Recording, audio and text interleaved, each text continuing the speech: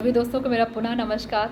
और जो आज का मेरा वीडियो है वो इंद्रदेव के बारे में। यस, हमने अक्सर इंद्रदेव के बारे में बहुत ही बदमाशियाँ सुनी हैं, शैतानियाँ सुनी हैं। वो जो उनका इंटेंशन था वो बहुत रॉन्ग इंटेंशन से हमने उनको देखा हुआ है। मैं पहले उन्हें पसंद नहीं करती थी, लेकिन जैसे जैसे स्पिरिचुअलिटी में आती जा रही हूँ, किताबों को पढ़ती जा रही हूँ दोस्तों, उसका अलग ही है। वो चीज़ें हमें जो दिखाई दिया, जो बताया गया, उन्होंने अपने विजडम को दिखाया है, अपनी सोच को बताया है, लेकिन एक्चुअल में बात क्या थी। तो आज का जो टॉपिक है वो अहिल्या माता के साथ और गौतम ऋषि जो थे, जो इंद्रदेव थे, सुनने में ये आया था कि वो अहिल्या माता के सौंदर्य को देख के मोहित हो गए थे और उन्होंने गलत सोच के साथ उनके साथ में आए थे। तो इतनी मतलब मुझे समझ में नहीं आता है कि लोग क्या बोलूँ, मुझे तो शब्द ही नहीं आ रहे। खैर छोड़िए, जो मेरा विजन है वो शेयर कर रही हूँ यहाँ पे। तो दोस्तों बात ये थी कि जब भी हम धरती पे आते हैं ना, और जो हम तपस्या करते हैं या हम जो भी चीज़ सीख चुके होते हैं उसकी टेस्ट ज़रूर होता है। जैसे हमारे बच्चे को 1 से 10 तक गिनती आई है कि नहीं, हम कैसे पता करेंगे? हम पूछते हैं, हम टेस्ट लेते हैं। जब लगता है कि हाँ इसको आ गया है तो उसको फिर आगे सिखाते हैं। तो यही सेम चीज़, धरती बहुत ख़ास है। इसीलिए जब माता अहिल्या और गौतम ऋषि जी आए थे तो अहिल्या माता ने अपनी तपस्या पूरी कर ली थी और गौतम ऋषि भी अपनी तपस्या कर रहे थे। तो हुआ क्या कि अब इंद्रदेव जी इसी के लिए ही होते हैं, वो बेस्ट एग्जामिनर हैं। और माँ सीता जी को, अहिल्या माता को, गौतम ऋषि को और इंद्रदेव को मेरा बहुत नमस्कार कि मेरा ये विजडम, मेरे थॉट चेंज हुए उनके लिए। तो जो इंद्रदेव है वो बेस्ट एग्जामिनर हैं। यस, उनको एग्ज़ाम लेना पड़ता है, लोगों ने भले उन्हें अलग तरीके से दिखाया। तो जैसे ही इंद्रदेव माता अहिल्या के रूम में आए, माता अहिल्या ने उनको देखते ही जान लिया कि मेरे हस्बैंड नहीं है ये। बोले कि अरे आप इस रूप में क्यों आए, मेरे हस्बैंड के रूप में क्यों आए हैं?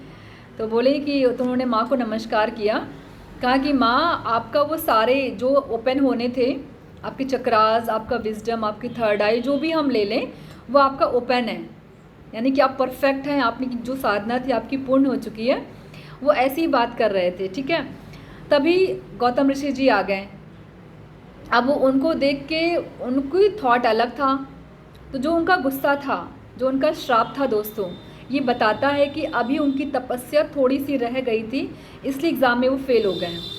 क्योंकि जब अहिल्या माता उनको पहचान गई, लेकिन गौतम ऋषि क्यों नहीं पहचान पाए? क्योंकि वो जो इमोशंस था ना, वो उनकी बॉडी में बैठा हुआ था। और आज हम वही सब अपने आप को साफ करने आए हैं, धीमे धीमे करके। यही संदेश था। और उसके बावजूद भी जब उन्होंने उनको श्राप दिया, गौतम ऋषि जी ने, वो इंद्रदेव को श्राप देने जा रहे थे। और माता अहिल्या ने कहा कि अगर इंद्रदेव को श्राप मिल जाएगा तो सृष्टि का इम्बैलेंस हो जाएगा, प्रकृति इम्बैलेंस हो जाएगी। इसलिए बीच में आ गई वो, और वो जो जिस तरीके से श्राप दिया उन्होंने उसको अपने ऊपर ले लिया। और उसके बावजूद भी माता अहिल्या को पत्थर बनने की ज़रूरत नहीं थी दोस्तों। इंद्रदेव ने कहा कि माँ आप चल सकते हैं, अपने जिस डायमेंशन से आप आई हैं, जिस लोक से आई हैं, आप चल सकती हैं, ज़रूरत नहीं है। लेकिन उन्होंने कहा नहीं, मेरे पति का जो अभी कंप्लीट करना है, क्योंकि गौतम ऋषि पे चले गए अपना फिर से ध्यान साधना में, और अपने इस इमोशंस को यानी कि क्रोध को उन्हें ख़त्म करना था। क्योंकि क्रोध के वशीभूत तो आकर के उन्होंने इंद्रदेव को नहीं देख पाए ना, उनका कुछ इमोशंस था जो साफ़ करना था अगले डायमेंशन में जाने के लिए। तो इतना सारा विजडम दोस्तों, मुझे बहुत मज़ा आ रहा है चीज़ें पढ़ने में। और जब आपका दृष्टिकोण बदलता है ना, तो आप एक एक लोगों को नमस्कार करने के लिए झुक जाते हैं।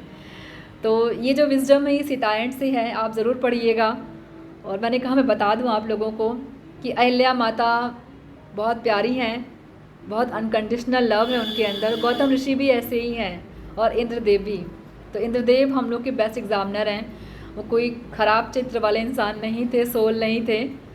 तो आई थिंक मेरा ये वीडियो वंस अगेन हम सबके दृष्टिकोण को बदलेगा। तो love you to all, thank you.